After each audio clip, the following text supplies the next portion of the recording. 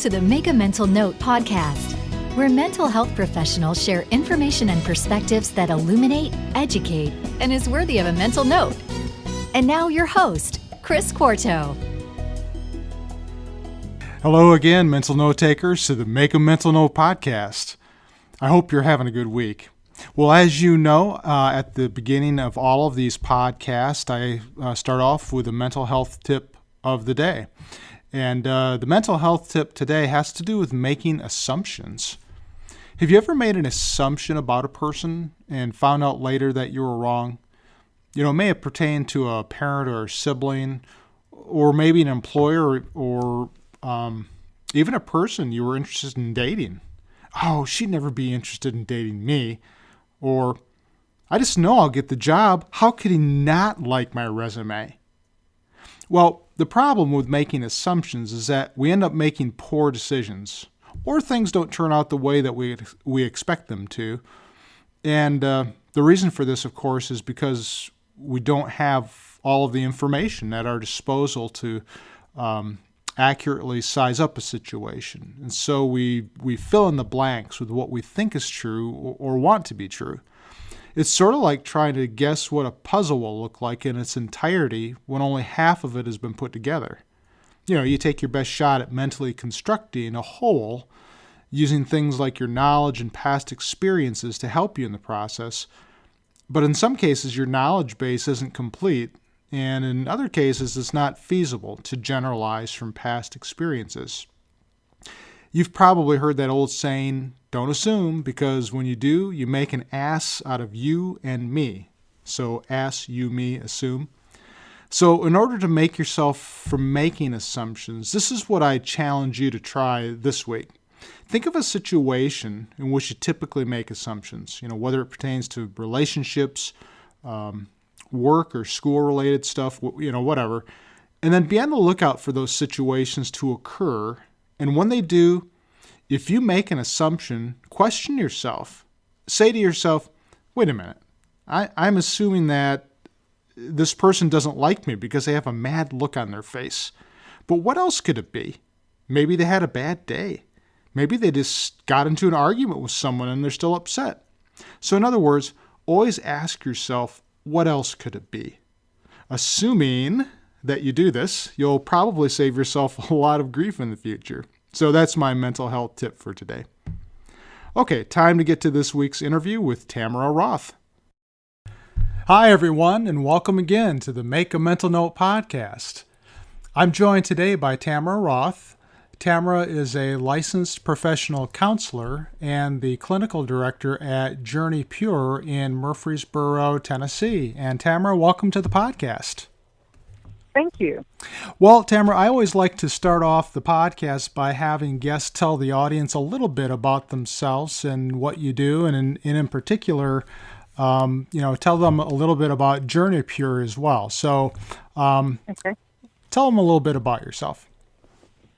Sure. I am, as you said, a licensed professional counselor. So I'm a therapist at heart, but right now I'm in a leadership role at JourneyPure. All right. And my background has been that I've spent the first 15 years of my career in corporate human resources, leadership development, that type work. All right. And just really found that I wanted to go deeper in that one-on-one process, and so made counseling a second career. Even though I'm like 17 years into the second career. Okay. And then as far as JourneyPure goes, I really have to say, I think I have found the absolute perfect place to really capture all of my skills. It's a residential treatment program for women with co-occurring disorders, but the thing that I find just so amazing about it is that we have a truly holistic approach, and we really are addressing each person individually and from all aspects, physical, mental, emotional, and spiritual. And it's just a really fulfilling place to be right now.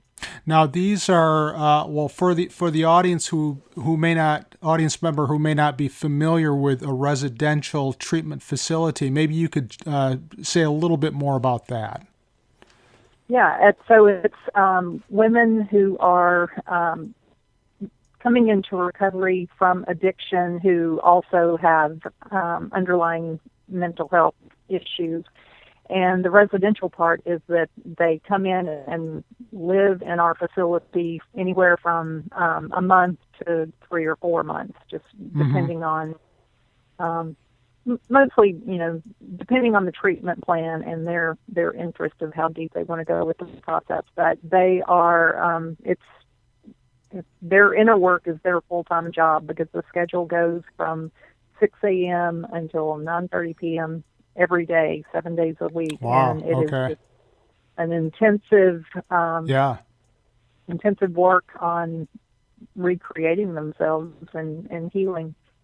That sounds great, and we're going to get more into that as we get into the interview. I'm kind of curious though. You started off in human resources, and then you made the decision that you wanted to go this route. So, what figured into that decision, Tamara? I was finding myself just not really fulfilled in my work, and when I broke it down, I knew there were some parts of my job that I was happy with, and when I really looked at it, it was when I was doing that more intense individual work, like the employee relations side of human resources, and before just making the leap and having a second career, I did some volunteer work. Actually, went into the women's prison and did volunteer work, and just found that really fulfilling, and I've never looked back. And you said that this current job that you have is really a perfect fit for you, and what makes it so? What makes it a perfect fit? As a therapist, I've always taken that holistic approach and also been really interested in alternative healing practices. So that side of it makes it a really good fit. But then bringing, I've also been in leadership roles in nonprofit organizations, and this is my first time to be in a leadership role in an actual business that is in the healing profession. So it's like I can bring my business skills, my leadership skills, and my clinical, holistic clinical skills all to the table and fully show up as I am instead of bending to meet somebody else's model. So that's and I think I think all of us would like all of us who work really are looking for that kind of a job where we can utilize our strengths. In your case, in ways that can help women who have been struggling with addiction and other issues. And it's really neat to hear that you found a place that is really, I guess, your calling, and you found meaning and purpose and really a lot of fulfillment in what you're doing now. And it's great to hear that you're doing something that you really enjoy. Now, I heard you say this word a couple of times. I'm kind of curious, this whole notion about the holistic approach. What is that all about? What do you mean by holistic approach? Really bringing in all aspects of a person. So a lot of times in traditional alcohol and drug counseling, the physical body is not really looked at that much. Yes. And I've actually heard, well, as long as you're not drinking, who cares? I know some places they actually pass around the bowl of candy because that's going to help somebody feel better in the short run. Right. And so what we do is we really work at healing the body as well. So we have organic, whole foods, no processed, no sugar, limited caffeine. We have yoga and fitness training, so really getting the women to feel much more comfortable in their body and not detoxing just from drugs and alcohol, but detoxing from all the different chemicals that are sadly, in the American diet these Right. days. So. Right. And, you wonder, and maybe you have experience with this with the women that you've worked with, if, during the course of addiction, how well do they actually take care of their physical needs? I mean, if you look at their diet, if you look at exercise, how well are these women actually taking care of those needs? Yeah, typically not well at all. Yeah, yeah. And that really plays into, healing the whole person. So as far as self-worth and self-esteem, Mm-hmm. feeling good in your body is a big part of that. Well, that's what I was going to ask you about, because I would think that part of good mental health is having good physical health. Wouldn't you agree with that? Absolutely. And there's more science than ever to really back that up, just from the standpoint of gut health, so digestive health. There are, I think, like about half as many neurotransmitters in the gut as there are in the brain, and there's a direct communication path between the digestive system and the brain. So Wow. it's the healthier you eat, the more dopamine, serotonin, all those things are going to be produced. So Yeah. and it's just going to help with overall mood and just feeling good. Yeah, and I wonder how many of these women that maybe this is really the first time that they've taken care of their bodies, and nobody has really taught. I mean, maybe they hadn't grown up with this. Nobody had ever really shared with them or emphasized the importance of this, and now they come into JourneyPure for this residential treatment program, and people, they're being taught about the importance of this, and perhaps this is the first time they've ever heard anything like this. Yeah, very, very often that is the case. Yeah. Well, so if you look at these women, you said that they stay for a month, maybe perhaps a little bit more than that, and say a little bit about what they do in terms of the therapy. I think you may have mentioned that already, but if you could just say again, just typically what types of counseling or therapy that they do, and then there's some follow-up questions I'd like to ask you about that. Okay.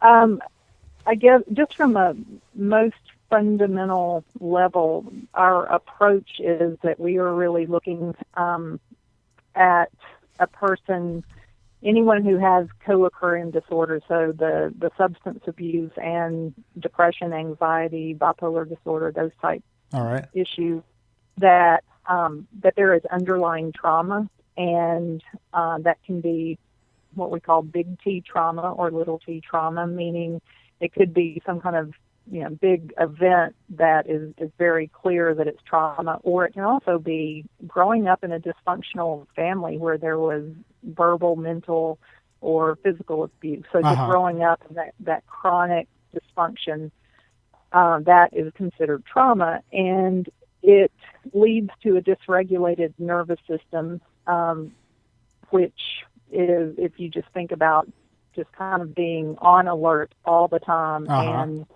that the term is called hypervigilance. So the nervous system is just on guard all the time, with the purpose of seeking safety.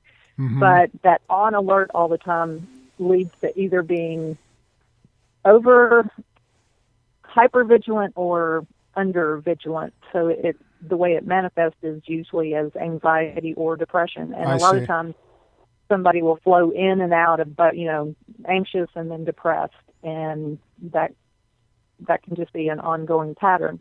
And so we're looking at that as the underlying basis for everybody that we work with. And the first step is getting rid of the alcohol and drugs, which has actually been a coping mechanism for them. If you have this hypervigilant nervous system, alcohol and drugs has a soothing effect. And ultimately, we know it's not a sustainable coping mechanism. So we really teach about that it makes sense that you were using because it helped you feel better. And now we're taking that coping skill away, so we need to replace it with other healthy, sustainable coping mechanisms. and heal your brain and nervous system so that you're not in this hypervigilant state all the time. And I think that's one of the things that sets us apart is that we're not just taking away the substance and leaving the person with this dysregulated nervous system that just feels like you want to crawl out of your skin all the time. Exactly. Because what's going to happen if they go through treatment, they just stop the alcohol or drug use, and then they're done and they go back home, and then what? So I guess that something has to be an adequate substitute or replacement for that. Yes, and that's the underlying, the foundation of our treatment is really educating them on that, but then teaching coping skills. So a lot of mindfulness and awareness, things that they can use in the moment when they get triggered, that kind of thing. But then we're on the healing side, we're using a lot of alternative type therapies to heal the underlying trauma. So a lot of experiential, we do art, music, songwriting, equine therapy, somatic experiencing, really getting them again in their bodies and trying to heal the trauma from the cellular level. So we're not doing just talk therapy. We're really trying to make it much more experiential and somatic.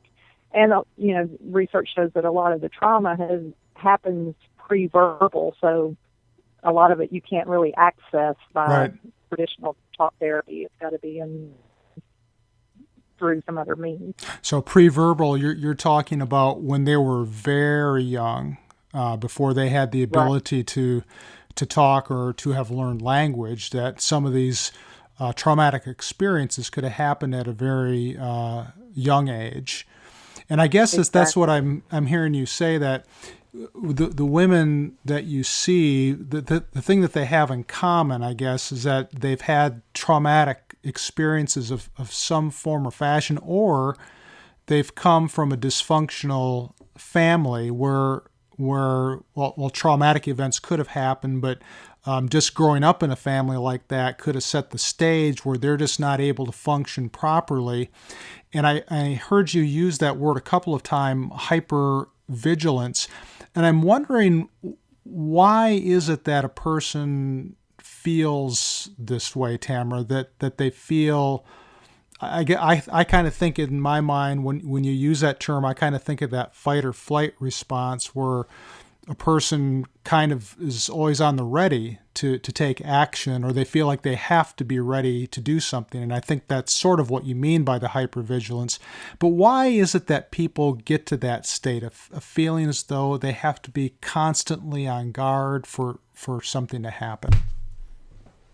The fight or flight that's exactly what I'm talking about. And it's just, generally speaking, it's this matter of growing up in a setting where parents aren't emotionally regulated themselves to be fully present for a child. Okay.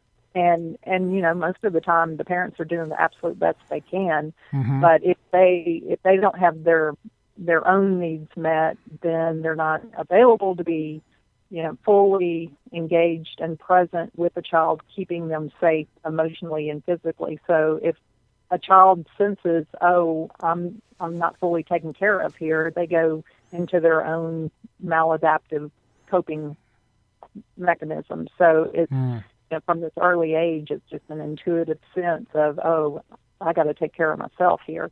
Right. And that manifests in different ways. Sometimes kids learn to take care of themselves by keeping mom and dad happy, or staying out of the way. There's different ways that they help reduce the chaos in the family system. And that's a lot of what we look at, like what were the patterns in your family and how did that manifest? And one of the things that, I see the most resistance on is women actually naming that they grew up in a dysfunctional family because it was their norm. And, I've heard so many times, well, it wasn't that bad. I've heard people had it a whole lot worse than me. Right. But it's the subtle, chronic energetic things that are missing that can really set the nervous system up for that kind of response. Yeah, and these women, they grew up in a particular family situation. It's what they knew. I mean, this for them, this was the norm, and it's not necessarily something that they saw as they were going through it as anything wrong. It's just kind of what they were living through and what they knew, and this was basically the norm until something happens where they start talking to friends as they get older, or perhaps they get to this point now when they're in the residential treatment facility, that this is really the first time they start taking a look at this and thinking to themselves, oh, maybe this wasn't the norm. Maybe this wasn't the right thing that happened to me. And that's really got to be a big pill for a lot of those women to swallow. Yeah, that's probably one of the most difficult parts of the process.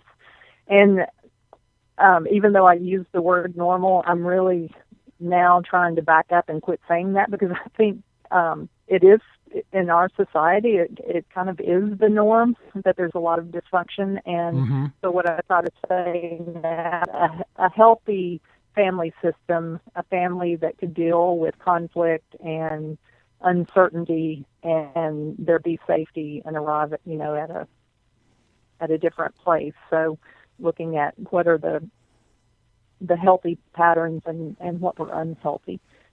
Even the word dysfunctional can have kind of a triggering effect, like, oh, no, my family wasn't dysfunctional, so we just look at it from a healthy coping stance. Yeah, and maybe some of the things that they did that you and I as therapists might view as dysfunctional, maybe for them, whatever it was that they were doing served a positive purpose. Maybe, and I guess you could even look at that in terms of the drug and alcohol use, couldn't you? In terms of that these substances helped me cope with a situation that was unbearable, or it helped me deal, like what you were talking about, with the hypervigilance, that I feel so on edge all the time that I need something to help take that away, even if it's just temporarily, and that maybe that's where alcohol and drugs kind of come into play. Right. And I even talk about that in some cases, having grown up so hypervigilant, so on guard and alert all the time, that often when you hit adolescence or whatever age and take the first sip or the first hit, and it's just like, relief. Right. That could even be seen as, a compassionate act towards yourself. It's just, the unfortunate thought is that it has really harsh consequences. So really helping the women also reframe the shame that can come from addiction, that nobody sets out to be an addict. It's in the beginning, it is a coping mechanism. Do you find that many of these women have histories of sexual abuse or physical abuse? Does that kind of figure into the equation too, Tamara? It does, and it's. I'm not sure about the actual percentages, but I would, it's a very, very high percentage that has underlying unhealthy family system. And then from that, a lot of times there is, there's typically always the emotional abuse, and then a lesser amount has physical or sexual abuse. And then I find that if there was physical or sexual abuse, there's usually often what we call big T trauma. So that pattern repeats itself into adulthood, because a lot of times there's just not a healthy intuitive sense. And so a lot of times women make bad choices because they don't really know how to trust themselves based on the history of abuse, and that can lead to more trauma. Sure. So from what I'm hearing, that there's a process that you bring these women through. I guess that the first thing, I guess, is just helping them come off the to detox, to help them come off the drugs or the alcohol. And then there's an educational component to kind of help them understand what's happened, why it's been happening, and perhaps help them process some of those traumatic events or the dysfunctional family events or whatever it is that's going right now currently that they've been struggling with. And then I think that also leads into helping them learn new coping skills to replace some of those other things that they had been doing that hadn't been so healthy, but to help them learn healthier ways of dealing with these emotions, which includes taking care of themselves physically. And so by the end of their I'll call it their stint at the residential treatment facility, what happens to them after that, Tamara? Where do they go, or what happens after they're done with your program?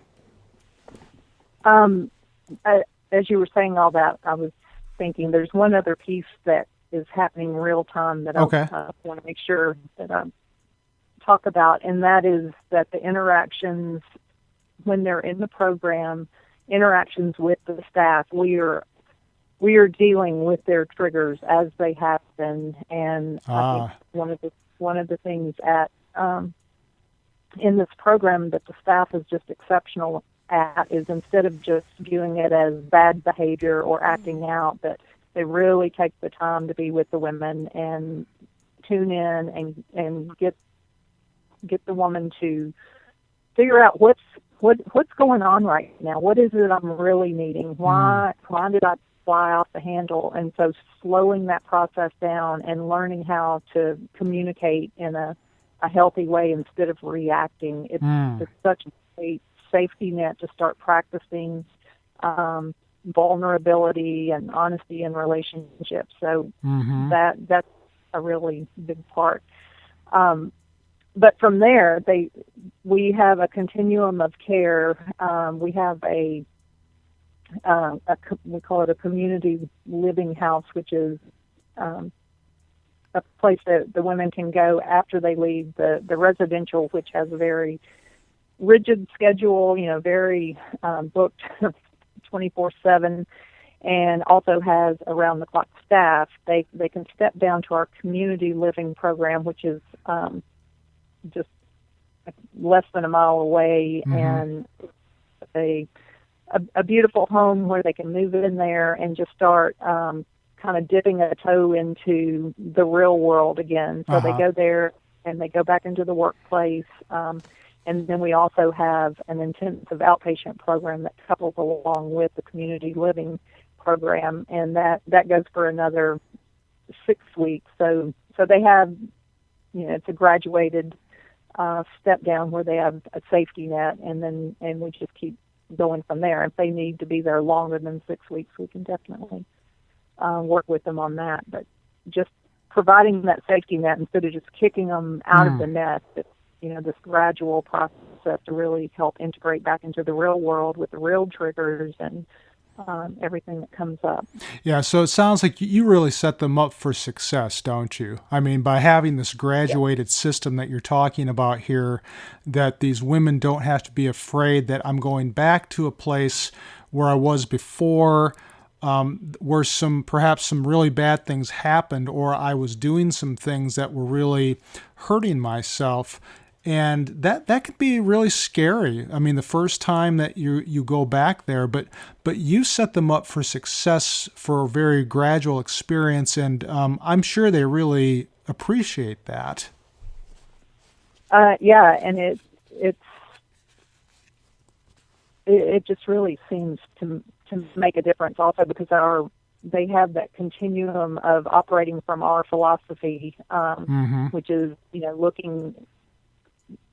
looking at the dysregulated nervous system, using that language, understanding what's going on in their body, so they have that to keep building on after they leave, and I think that makes a difference. Yeah, and I think what the thing that you had that you wanted to point out to me before, I think makes sense, because it's not only that you're educating them, you're helping them to be self-aware as well. Yes. What's happening right now?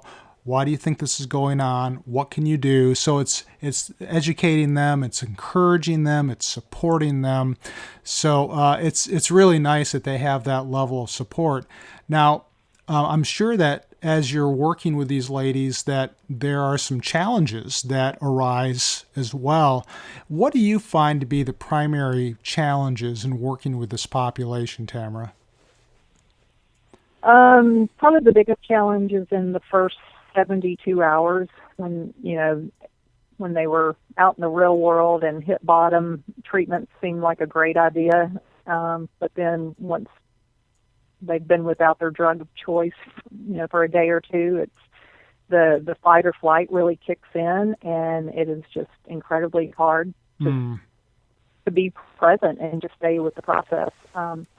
So usually, if we can keep them past that first 3 days, then that's a big hurdle to get past. And then from there, it's kind of an ebb and flow of going deep and feeling like the process is overwhelming, and then rising above it and being at a better place than they've ever been in their life. So kind of this, the highs are high and the lows are low, and just really helping the women understand that's part of the process. It's just ebbing and flowing through the healing. So when they get to the low part that is uncomfortable, sometimes that's a big challenge. But going back to what you were talking about before, being with them in the process and guiding them. Okay, what's going on right now? What tools do you have? What can you do? And so helping them learn to regulate themselves. And then when they get to the other side of it, it's often I hear, "Oh, thank you so much for helping me through that. I don't know what I would have done without you there." And we turn it back to, "But you did it yourself. All I did was kind of guide you." But so we really try to be empowering in that they don't need to be dependent on somebody else helping them regulate. That they've got all the skills they need within, and all we're doing is reminding them. In that first 72 hours, I imagine that the emotions can be very raw for them. I mean, having to go through those physical transitions and the emotional, the emotions that go along with those transitions. Do you have women who say to you, I can't do this, I don't want to do this, and do they end up leaving early? That we definitely have women say that very frequently, and it's not often that we have people leave, though, because we really sit with them and say, okay, and we don't try to block that process. What we do is say, okay, you can't do this. Let us help you plan an exit. Let's talk through what you're going to do. Okay. And usually when we talk through what the options are, they just kind of surrender. It's like, well, yeah, that's why I'm here, because there are no options. So, right. And I think that's, a testament to the staff that they really meet the women where they're at, and that right. helps the resistance to go down, I guess is what I'm saying. And I just want to clarify, this JourneyPure, it's not a place where people are committed involuntarily, correct? This is a voluntary residential treatment facility. Is that correct? Exactly. So there's, it's not locked down. There at any time they could walk out the door. So, and we say that, you are here by choice, and we're not going to hold you against your will, but we do want to help you be safe. Let's talk through what it would look like if you leave. And we, like I say, we just rarely have anybody who, we do a good job screening on the front end, and we're a small facility, so we have a waiting list, and so when people get in, they tend to want to keep their spot. So. Mm-hmm. Well, I always wonder, people who are looking for help, this kind of help, they have options. There are different places that they can go to seek out help for alcohol and drug problems, traumatic events, things of that nature. Why is it that a person would want to come to JourneyPure as opposed to somewhere else? I mean, what is it about your facility, your program, that makes it unique, that would make a person want to say, you know what, I think I'm going to go to JourneyPure? I think us being such a small facility, only 8 beds, so it needs to be somebody who is willing to fully show up, because you really can't hide, you can't get lost. Mm-hmm. So you've got to be very serious about doing the work and being vulnerable and being in this community. Then the whole holistic aspect, it's definitely somebody who is at least interested and hopefully committed to shifting some of their practices as far as how they treat their body. Another thing, besides the food and the exercise, we also only allow 4 cigarettes a day. So we call it mindful smoking, and along with that smoking, when it's smoke break, people go out one at a time to smoke, so it's not associating smoke with social time or I see. Talking with friends. So it's where the goal is to cut down on the nicotine and hopefully create desire to quit. So it needs to be somebody who is also interested in just a healthier lifestyle in general. It needs to be somebody who's interested in the experiential alternative practices. So, it's not going to be just talk therapy through the whole program. And that's where you're talking about the art therapy and the music therapy and some of those alternative therapies, right?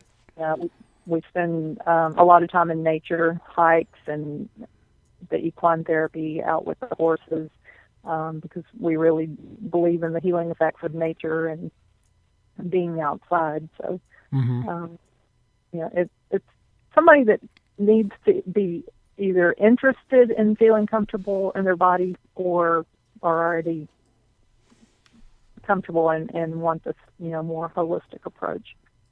Right. And like we were talking about earlier, this may be an approach that they've never experienced before, just like in their own families, taking care of their health and eating properly and all those types of things that we had mentioned before. Well, right. Tamara, the last part of this interview is, I refer to this as make a mental note, and it's something that you feel is important for the audience to make a mental note of in terms of improving their mental health or relationships. Do you have any kind of a tip or a suggestion, maybe some words of wisdom that might help a mental note taker improve their mental wellness or relationships? I would just say in the past, I'd say 6 or 7 years, there's just been such a shift in the mental health world as far as all the neuroscience research that's been done. And there's just so much out there now about the brain and the neuroplasticity of how we can change our neuropathways, and we can change not just how we think but how we feel.